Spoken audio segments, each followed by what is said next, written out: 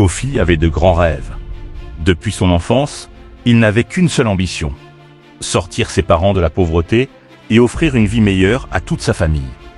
Travailleur et courageux, il commença peu à peu à réaliser ses projets. Les moments de joie se multipliaient dans la maison, et l'avenir semblait enfin leur sourire. Mais tout changea un jour. Un homme qui partageait leurs repas, qui riait avec eux, et qui était considéré comme un second père, entra dans la vie de Kofi, d'une manière que personne n'aurait pu imaginer. Les échecs commencèrent à s'enchaîner. Les affaires de Kofi s'effondrèrent, la maladie s'installa, et la souffrance envahit toute la famille. Puis, une nuit, des cris ont réveillé toute sa famille.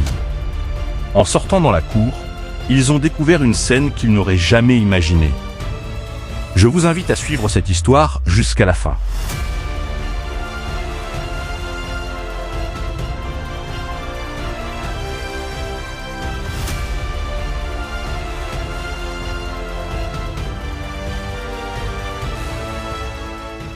Kofi n'avait jamais demandé une vie facile.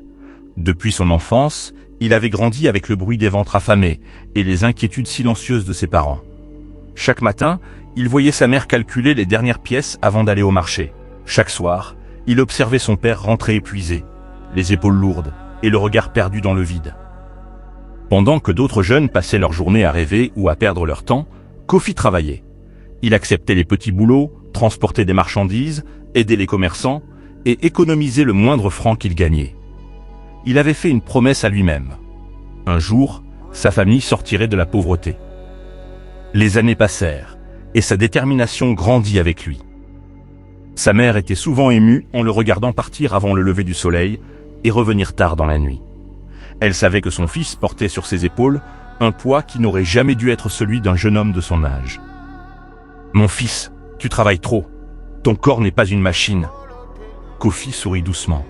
« Si je m'arrête aujourd'hui, maman, qui va nous sortir de cette situation? Je préfère être fatigué maintenant que pauvre toute ma vie. » Sa mère baissa les yeux. Elle connaissait ce regard. C'était le regard d'un homme qui avait déjà choisi son chemin. Pendant ce temps, une autre personne observait Kofi avec attention. C'était son oncle. Dans la famille, personne ne disait du mal de lui. Il arrivait toujours avec des cadeaux lors des réunions. Il aidait les enfants à payer leurs fournitures scolaires. Lorsque les proches se réunissaient, son arrivée provoquait toujours la joie. Les enfants couraient vers lui. Les adultes le saluaient avec respect. Et lui profitait de chaque instant pour renforcer sa place dans leur cœur. Un après-midi, alors que toute la famille partageait un repas, l'oncle remit discrètement quelques billets à la mère de Kofi. « Prends ceci. Tu en as plus besoin que moi. » La femme fut touchée. « Que Dieu te bénisse. Tu es toujours là quand nous avons des problèmes. » L'oncle sourit. « Nous sommes une famille. Si je ne vous aide pas, à quoi sert l'argent ?» Tous approuvèrent ces paroles. Même Kofi ressentit de la reconnaissance envers cet homme, qui semblait toujours prêt à soutenir les autres. Pourtant, derrière ce visage aimable se cachait une réalité que personne ne pouvait imaginer. Depuis plusieurs mois, l'oncle regardait son neveu avec une jalousie grandissante. Au début, il n'y avait eu qu'une simple irritation. Puis cette irritation était devenue de l'envie. Ensuite, cette envie s'était transformée en haine silencieuse. Chaque compliment adressé à Kofi lui faisait mal. Chaque réussite du jeune homme brûlait son cœur. Chaque encouragement que recevait Kofi résonnait comme une humiliation. L'oncle avait passé sa vie à vouloir être admiré. Et voilà qu'un simple garçon attirait désormais tous les regards. Un soir, après une longue journée de travail, Kofi annonça une nouvelle qui remplit la maison de joie. Grâce à ses économies, il allait enfin lancer sa propre activité commerciale. Sa mère ne put retenir ses larmes. Son père leva les yeux vers le ciel. Même les voisins vinrent le féliciter. L'oncle était présent. Il applaudit avec les autres. Il félicita chaleureusement son neveu. Il alla même jusqu'à lui offrir une somme d'argent pour compléter son investissement. Mais derrière ses sourires, quelque chose se brisait. Cette nuit-là, il ne dormit presque pas. Les paroles des proches tournaient dans sa tête. Kofi va réussir.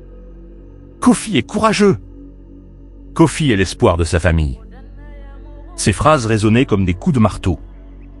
Plus les jours passaient, plus l'activité de Kofi grandissait. Les clients appréciaient son honnêteté. Son sérieux inspirait confiance. Les ventes augmentaient. L'argent commençait à entrer. Pour la première fois depuis longtemps, les membres de la famille mangeaient sans se demander ce qu'ils mangeraient le lendemain. Sa mère acheta de nouveaux vêtements. Son père remplaça certains outils usés. L'espoir revenait peu à peu dans leur maison.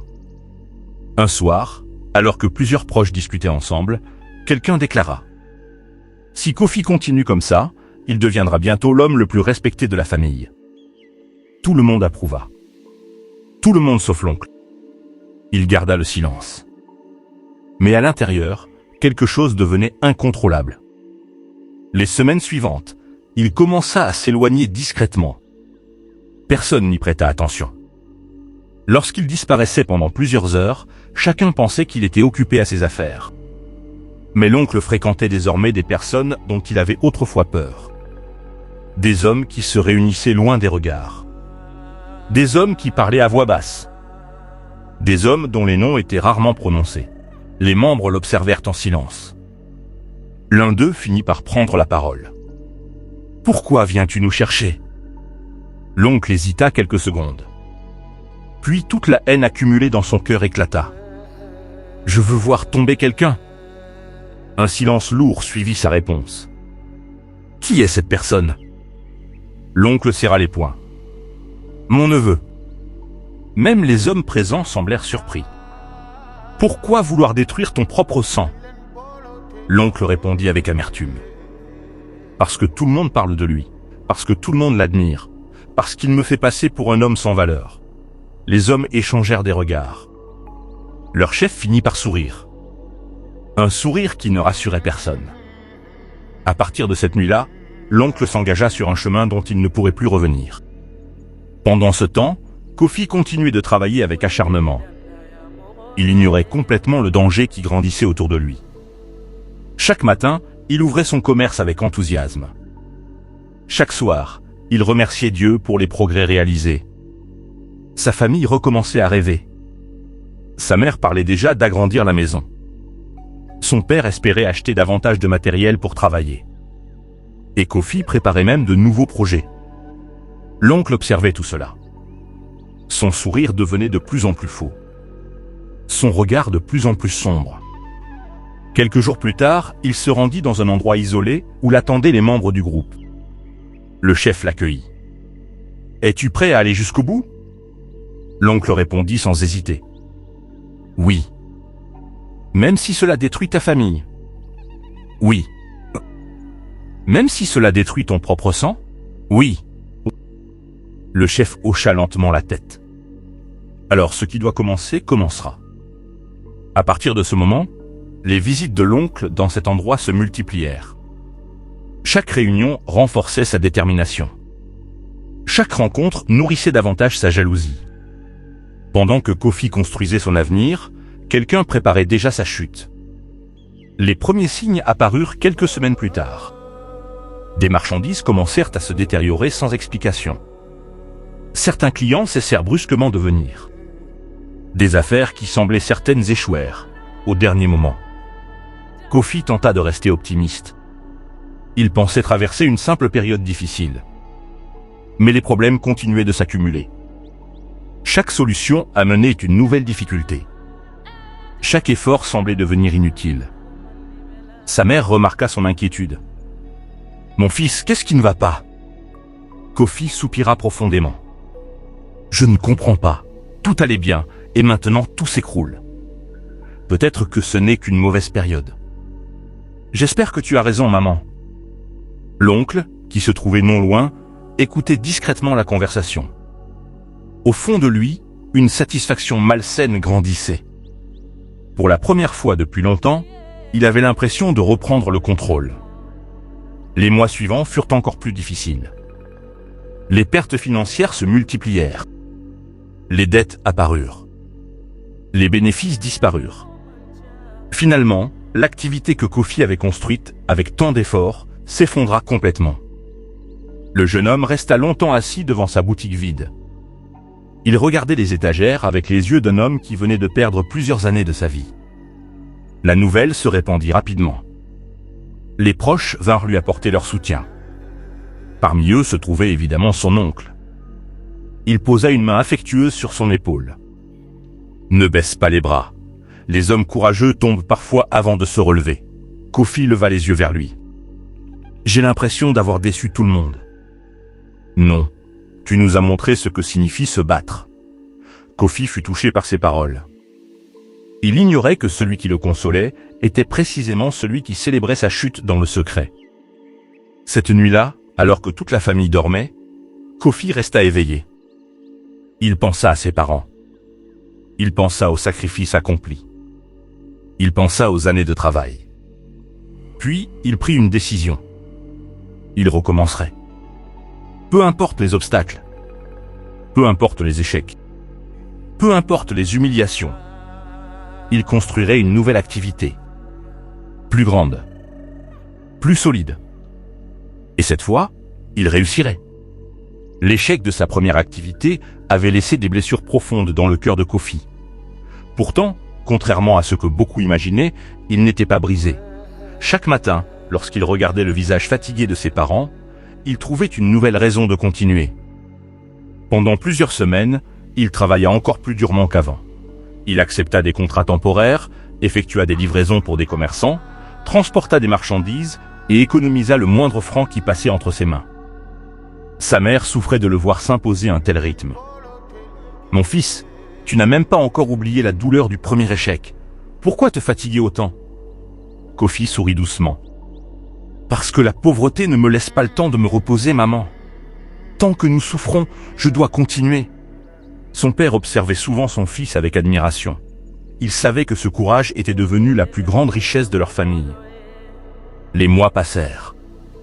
Petit à petit, Kofi réussit à réunir suffisamment d'argent pour relancer un nouveau projet. Cette fois-ci, il avait étudié les erreurs du passé. Il avait réfléchi à chaque détail. Il avait consulté des commerçants expérimentés. Son objectif était simple: reconstruire sa vie. La nouvelle se répandit rapidement parmi les proches. Tout le monde se réjouissait. Tout le monde, sauf son oncle. Depuis la chute du premier commerce, l'homme avait espéré voir son neveu abandonner définitivement. Il pensait que l'humiliation et les pertes financières auraient détruit son courage. Mais Kofi était toujours debout. Cette simple réalité nourrissait davantage sa haine. Chaque fois qu'il voyait le jeune homme préparer ses nouveaux projets, son cœur se remplissait d'amertume. Il continua néanmoins à jouer son rôle habituel.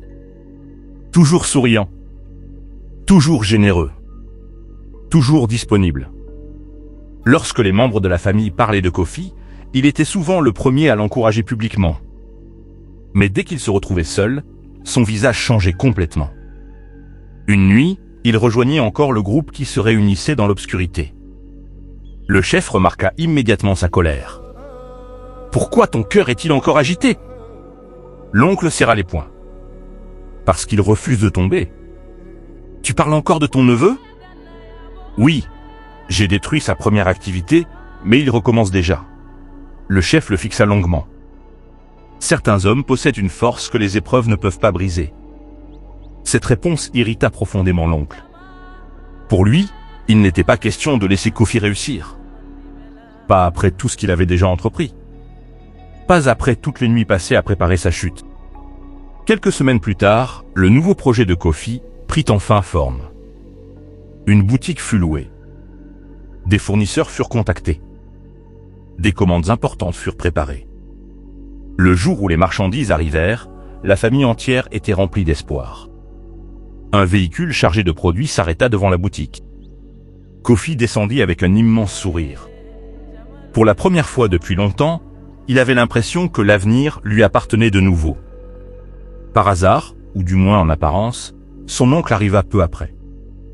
Il s'approcha immédiatement. « Mon fils, tu as réussi à recommencer, je suis fier de toi. » Kofi lui serra chaleureusement la main. « Merci mon oncle. Cette fois, je ferai tout pour réussir. » L'oncle proposa aussitôt son aide. Pendant plusieurs heures, ils déchargèrent ensemble les cartons et les marchandises. Les proches présents furent touchés par cette scène. Beaucoup admiraient la relation qui semblait unir les deux hommes. Pour eux, l'oncle représentait un véritable soutien. Lorsque tout fut terminé, Kofi raccompagna son oncle jusqu'à l'extérieur. Les deux hommes échangèrent encore quelques mots avant de se séparer. Mais au moment où ils s'éloignaient, l'oncle regarda discrètement autour de lui. Personne ne semblait l'observer. Du moins, c'est ce qu'il croyait. Il se pencha lentement. Puis il ramassa une poignée du sable sur lequel Kofi venait de marcher. Il l'enveloppa rapidement dans un morceau de tissu avant de poursuivre son chemin. À plusieurs dizaines de mètres de là, un homme venait pourtant d'assister à toute la scène. Cet homme s'appelait Judas. Judas était connu pour son honnêteté. Il n'était pas du genre à inventer des histoires. Il avait clairement vu le geste étrange de l'oncle. Et plus il y réfléchissait, plus cela lui paraissait inquiétant. Pendant plusieurs jours, il garda ce secret pour lui. Il se disait peut-être qu'il avait mal interprété la situation. Peut-être existait-il une explication normale. Mais les événements qui suivirent commencèrent à lui faire peur. Quelques semaines après l'ouverture du nouveau commerce, Kofi tomba brutalement malade. Lui qui débordait toujours d'énergie devenait faible. Son corps s'épuisait sans raison apparente. Les traitements semblaient inefficaces. En même temps, son activité commença à rencontrer d'étranges difficultés. Des clients fidèles cessèrent soudainement de venir. Certaines commandes furent annulées. Des produits se détériorèrent sans explication. Les pertes financières recommencèrent à s'accumuler. Kofi ne comprenait plus rien. Chaque jour apportait un nouveau problème. Chaque solution semblait produire un nouvel échec. La famille commençait à s'inquiéter sérieusement. Sa mère passait ses nuits à prier. Son père faisait tout son possible pour soutenir le commerce. Mais rien ne changeait. Judas observait tout cela avec une inquiétude croissante.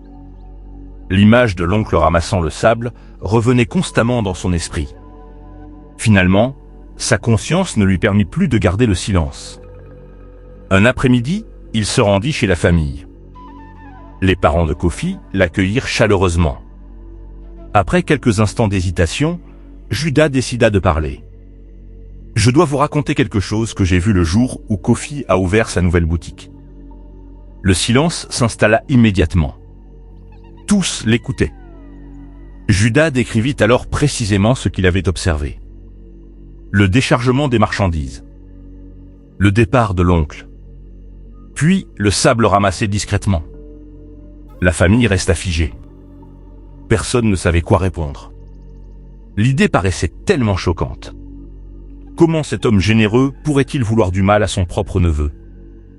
Pourtant, les paroles de Judas semaient le doute. Quelques heures plus tard, l'oncle fut convoqué. Lorsqu'il arriva, il comprit rapidement que quelque chose avait changé. Les regards étaient différents. L'atmosphère était lourde. Il demanda calmement ce qui se passait. On lui rapporta alors les accusations de Judas. Pendant quelques secondes, son visage resta immobile. Puis une colère soudaine éclata. « Vous osez croire une chose pareille, après tout ce que j'ai fait pour cette famille ?» Sa voix résonna dans toute la cour. Les proches tentèrent d'apaiser la situation. Mais l'oncle semblait hors de lui. Il tourna finalement son regard vers Judas. Un regard qui fit froid dans le dos à plusieurs personnes présentes. « Fais attention à ce que tu racontes sur moi. Certaines paroles peuvent coûter très cher. » Judas sentit un frisson parcourir son corps. Pour la première fois, il comprit peut-être qu'il venait de s'attirer un ennemi dangereux. Malgré tout, il ne retira pas ses déclarations. Il maintint ce qu'il avait vu. L'oncle quitta alors les lieux sans ajouter un mot. Mais la menace qu'il avait laissée derrière lui continuait de résonner dans l'esprit de chacun. Les jours suivants furent étranges. Une peur silencieuse semblait s'installer. Personne ne parlait ouvertement de l'affaire. Pourtant, tout le monde y pensait. Kofi lui-même ne savait plus quoi croire. Une partie de lui refusait d'imaginer son oncle impliqué dans ses malheurs. Une autre partie commençait à se poser des questions. Puis survint un événement qui bouleversa tout. 2 jours après cette confrontation, Judas fut retrouvé mort. La nouvelle se répandit comme une traînée de poudre. L'émotion envahit les habitants. Personne ne comprenait ce qui s'était passé. La veille encore, Judas semblait en parfaite santé. Et maintenant, il n'était plus là. Les rumeurs commencèrent immédiatement. Certains parlaient d'une mort naturelle. D'autres évoquaient des circonstances plus inquiétantes. Mais aucune preuve n'existait. Aucune réponse ne venait apaiser les esprits. Lorsque Kofi apprit la nouvelle, il resta longtemps silencieux. Une sensation étrange l'envahit. Judas était le seul homme qui avait osé parler. Le seul qui avait osé raconter ce qu'il avait vu. Et désormais, il était mort. Sa mère essuya discrètement quelques larmes. Son père regardait le sol sans dire un mot. Même les plus sceptiques commençaient à ressentir une inquiétude profonde. Quant à l'oncle, il affichait le visage d'un homme attristé par la disparition d'un voisin. Il participa aux visites. Il présenta ses condoléances. Il pria avec les autres. Mais certaines personnes évitaient désormais son regard. Quelque chose avait changé. Une ombre invisible semblait désormais l'accompagner partout où il allait. Le jour de l'enterrement fut fixé. Toute la communauté se prépara à accompagner Judas vers sa dernière demeure. Personne n'imaginait que cet enterrement allait devenir l'événement le plus terrifiant que beaucoup aient connu de leur vie.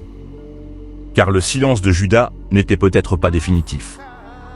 Et bientôt, d'une manière que personne ne pouvait expliquer, le mort allait lui-même désigner celui qui l'accusait.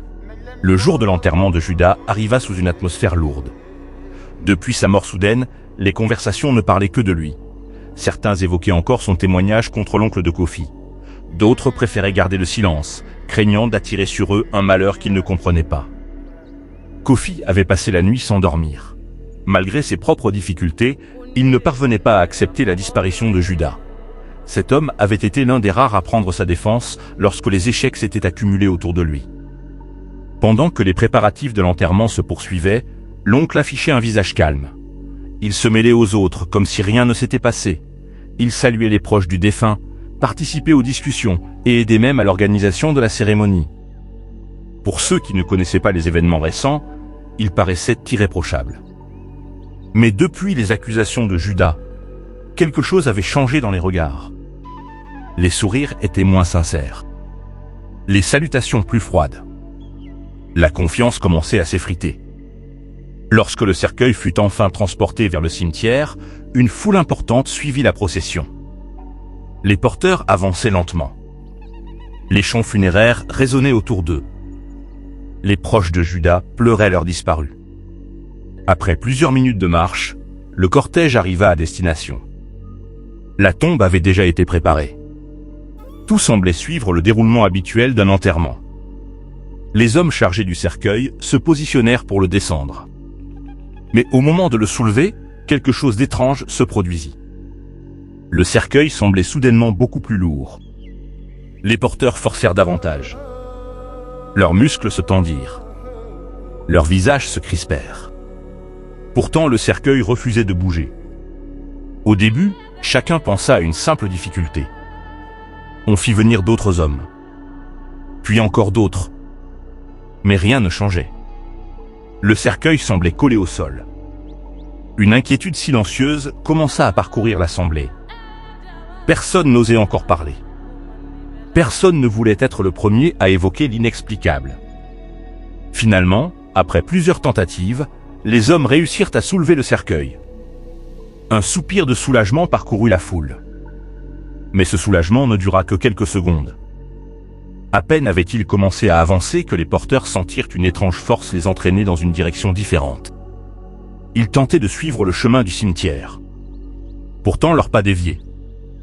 Encore et encore. Comme si quelqu'un guidait le cercueil.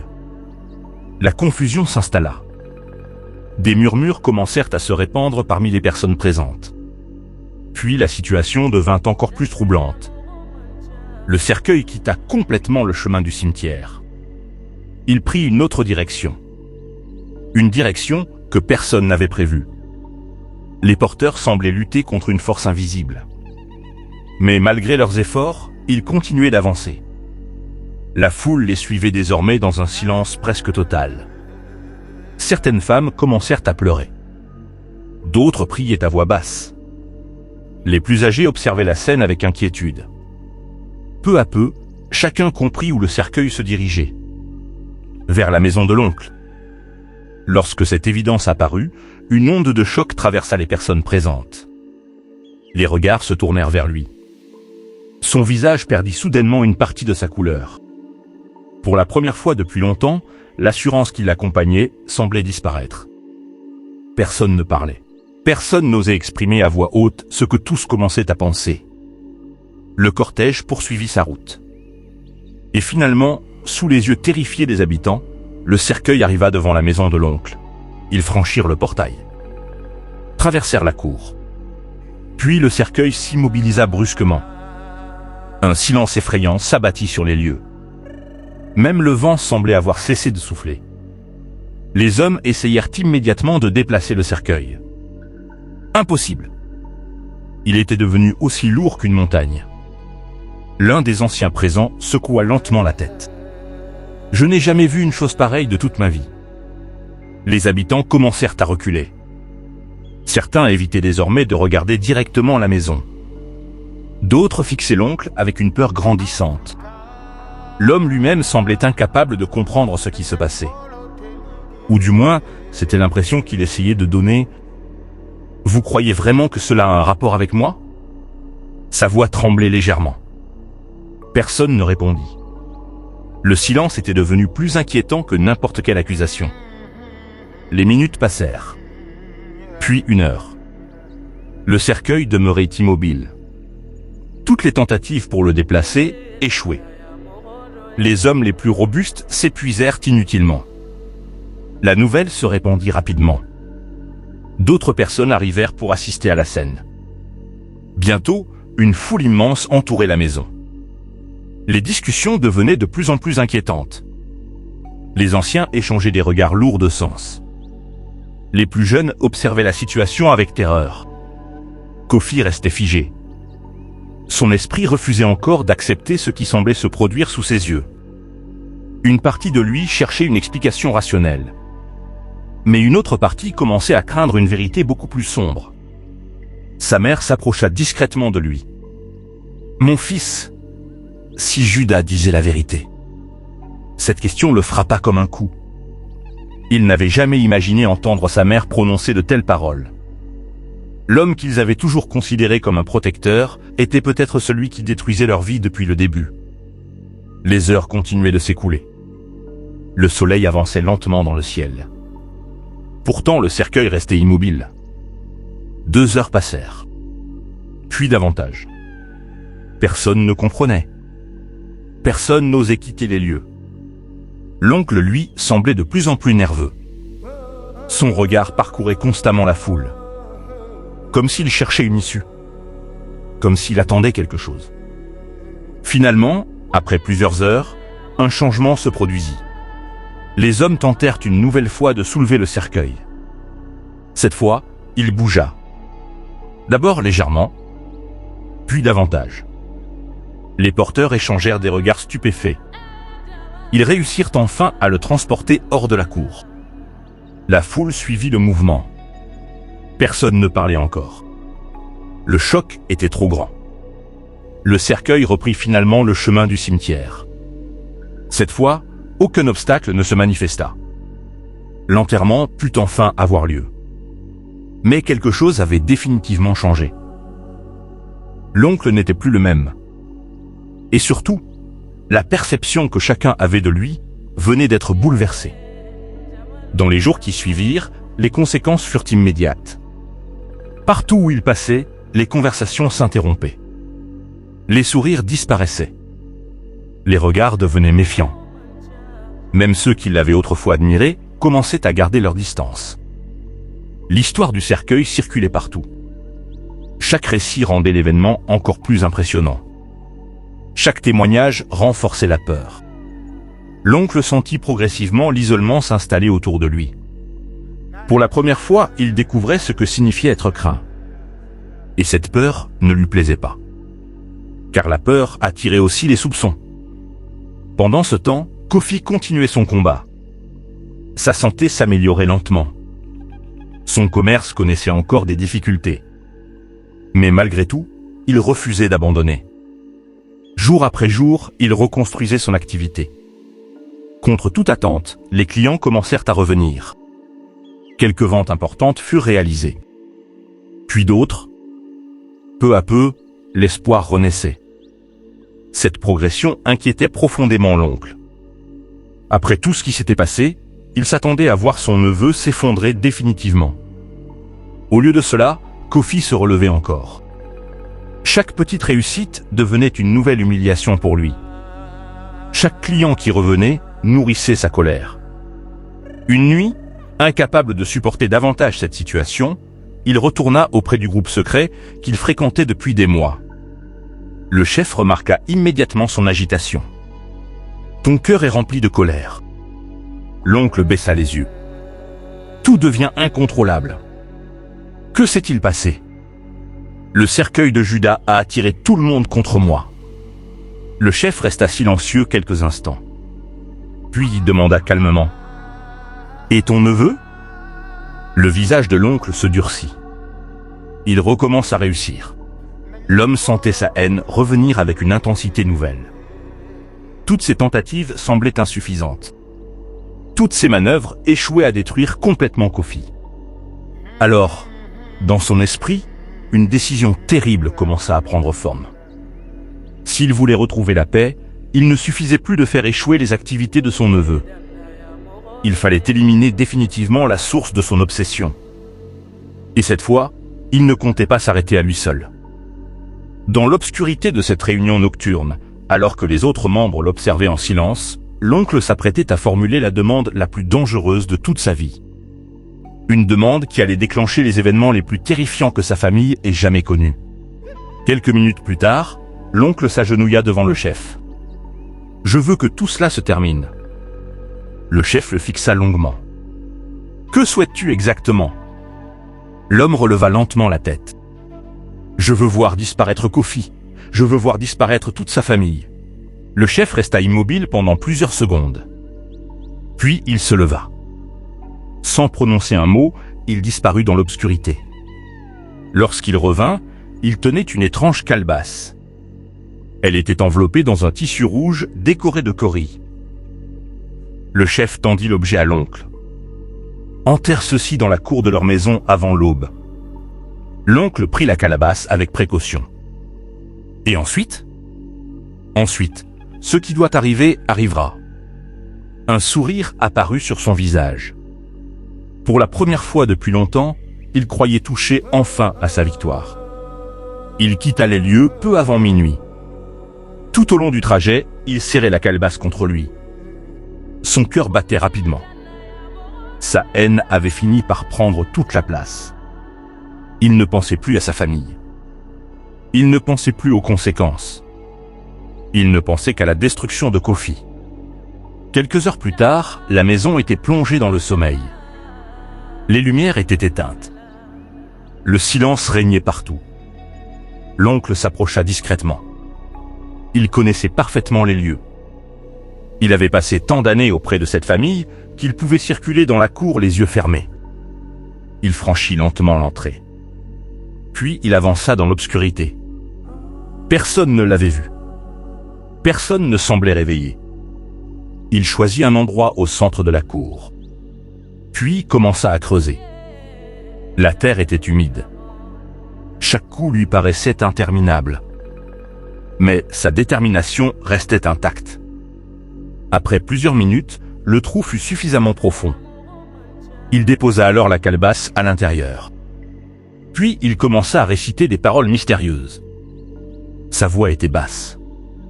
Presque un murmure. Le vent sembla se lever brusquement. Les feuilles commencèrent à bouger. L'air devint étrangement froid. L'oncle poursuivait ses incantations. Soudain, un bruit interrompit sa concentration. Le chien de la maison venait de se mettre à hurler. Pas à aboyer. À hurler. Un hurlement long et inquiétant. L'oncle leva la tête. L'animal regardait fixement un coin sombre de la cour. Il semblait terrifié. Le chien recula même de plusieurs pas. L'oncle suivit son regard. Et ce qu'il vit fit disparaître toute assurance de son visage. Une silhouette blanche se tenait immobile dans l'obscurité. Au début, il pensa rêver. Puis la silhouette fit un pas. Et un autre, lentement. Très lentement. Son cœur se mit à battre violemment. Il reconnaissait ce visage. Même dans l'obscurité. Même après la mort. Il le reconnaissait. C'était Judas. L'oncle recula instinctivement. La peur envahit tout son corps. Pour la première fois depuis des années, il tremblait. Non, ce n'est pas possible. La silhouette continua d'avancer. Le chien hurla de plus belle. Les mains de l'oncle commencèrent à trembler. Dans un mouvement de panique, il reprit ses incantations. Plus vite. Plus fort. Encore et encore. Il espérait faire disparaître l'apparition. Mais rien ne se produisit. Au contraire, la silhouette se rapprochait. Toujours plus proche. Toujours plus lentement. Toujours plus menaçante. Puis elle s'arrêta devant lui. L'oncle sentit ses jambes perdre leur force. Une voix résonna alors dans le silence. Une voix calme. Une voix glaciale. La guerre que tu as déclarée s'arrête ici. L'oncle resta paralysé. La silhouette continua. Accompagne-moi. À cet instant précis, un violent coup de vent traversa la cour. Puis la silhouette disparut. Comme si elle n'avait jamais existé. L'oncle poussa un cri de terreur. Son corps fut parcouru de tremblements incontrôlables. Le chien continuait de hurler. Le bruit réveilla les occupants de la maison. Des portes s'ouvrirent. Des pas précipités résonnèrent. Quelques secondes plus tard, Kofi, ses parents et plusieurs proches sortirent dans la cour. Ils s'immobilisèrent aussitôt. Personne ne comprenait ce qu'ils voyaient. Pendant plusieurs secondes, personne ne parla. Le choc était total. Kofi regarda son oncle avec stupeur. « Mon oncle, qu'est-ce que tu fais ici à cette heure ?» L'homme ne répondit pas immédiatement. Son regard était vide. Comme absent. Puis quelque chose changea. Une étrange expression apparut sur son visage. Il commença à pleurer. D'abord doucement, puis de manière incontrôlable. Tous restaient figés. Personne ne comprenait. Puis les paroles commencèrent à sortir. Comme si une force invisible lui arrachait la vérité. C'est moi qui ai détruit sa première activité. La mère de Kofi porta ses mains à sa bouche. Le père resta immobile. Kofi lui-même n'arrivait pas à croire ce qu'il entendait. Mais l'oncle poursuivait. Sans pouvoir s'arrêter. C'est moi qui ramassais le sable de ses pas. Chaque mot tombait comme un coup de marteau. C'est moi qui versais des produits devant sa porte. Les proches commençaient à arriver, attirés par les cris et l'agitation. Rapidement, la cour se remplit de monde. Tous écoutaient. Tous étaient stupéfaits. L'oncle poursuivait sa confession. J'étais jaloux de lui, jaloux de son courage, jaloux de sa réussite. Les larmes coulaient sur son visage. J'ai rejoint ceux qui pratiquent les ténèbres. Un murmure d'effroi parcourut l'assemblée. Mais ce n'était pas terminé. Le plus terrible restait encore à venir. L'oncle leva lentement les yeux. Puis prononça les mots que personne n'oublierait jamais. Judas disait la vérité. Une vague de silence parcourut la foule.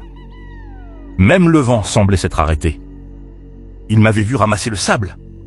Sa voix se brisa. Puis il ajouta. Et c'est à cause de moi qu'il est mort. Des cris de stupeur éclatèrent autour de lui. Plusieurs personnes reculèrent. D'autres restèrent pétrifiées. L'oncle continua pourtant à parler, comme incapable de retenir quoi que ce soit. Il raconta tout. Les réunions secrètes, les pratiques occultes, les sabotages, les pièges, les malheurs provoqués, les vies détruites. les familles qu'il avait fait souffrir. Des crimes que personne ne soupçonnait. Des années de méchanceté cachées derrière un masque de générosité. Lorsque l'aube commença à apparaître, toute la vérité était connue. L'homme qui avait longtemps été admiré était devenu l'objet de toutes les peurs. Finalement, épuisé, il s'effondra au sol. Personne n'osa l'approcher. Personne n'osa le toucher.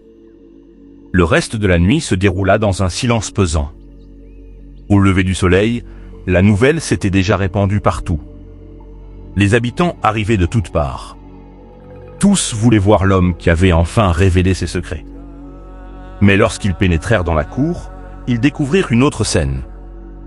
L'oncle était allongé au même endroit, immobile. Son visage était étonnamment paisible, comme si un immense poids avait quitté ses épaules. Les anciens s'approchèrent, puis confirmèrent ce que tous redoutaient. L'oncle était mort. Aucune blessure, aucune lutte, simplement mort. Un profond silence envahit les personnes présentes. Kofi regarda longtemps le corps de celui qu'il avait autrefois considéré comme un second père. La douleur était immense. Mais une autre émotion naissait également. Le soulagement. Pour la première fois depuis longtemps, il sentait que l'ombre qui poursuivait sa famille avait disparu. Les semaines suivantes apportèrent enfin la paix. Sa santé revint complètement. Son activité prospéra. Les clients affluèrent. Les bénéfices augmentèrent. Année après année, Kofi réussit à accomplir le rêve qu'il avait porté depuis son enfance. Il sortit ses parents de la pauvreté. Il leur offrit une vie digne. Et chaque fois qu'il passait devant la tombe de Judas, il s'arrêtait quelques instants. Car sans le courage de cet homme, la vérité serait peut-être restée enterrée pour toujours. Et il comprenait désormais une leçon qu'il n'oublierait jamais. Les ténèbres peuvent tromper les hommes pendant un temps, mais la vérité finit toujours par trouver son chemin vers la lumière. Cette histoire nous rappelle une vérité parfois douloureuse. Celui qui cherche à détruire notre vie n'est pas toujours un étranger. Parfois, il mange avec nous, rit avec nous, nous conseille et prétend nous aimer.